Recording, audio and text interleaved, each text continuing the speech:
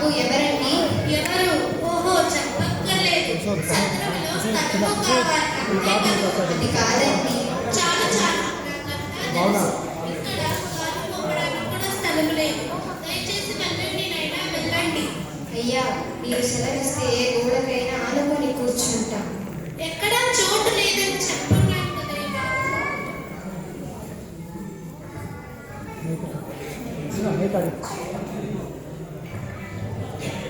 అయ్యా, నా భార్య నిండు చూడ చాలా అలసిపోయింది.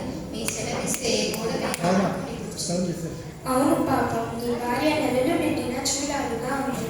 ఏ క్షణమైనా పురుడు వచ్చేలాగా ఉంది. మరి మీ ఇద్దరి పరిస్థితి చూస్తుంటే చాలా జాలేస్తుంది.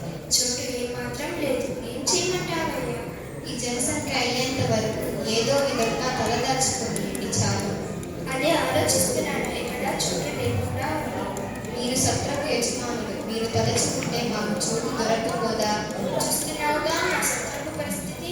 అంతా కిక్కిరిసిపోయింది. కదలడానికి మెదలడానికి కూడా చోటు లేదు. ఇంతకు ముందే ఇక్కడికి చేరుకుందాం అనుకున్నాను, కానీ ప్రయాణంలో ఆలస్యమైంది. కాస్త ముందొచ్చినా మాకు సత్రంలో చోటు దొరికేదేమో. పాపం, 4 రోజుల ముందే కదలండి. నేను చాలా ఇబ్బందిగా ఉంది.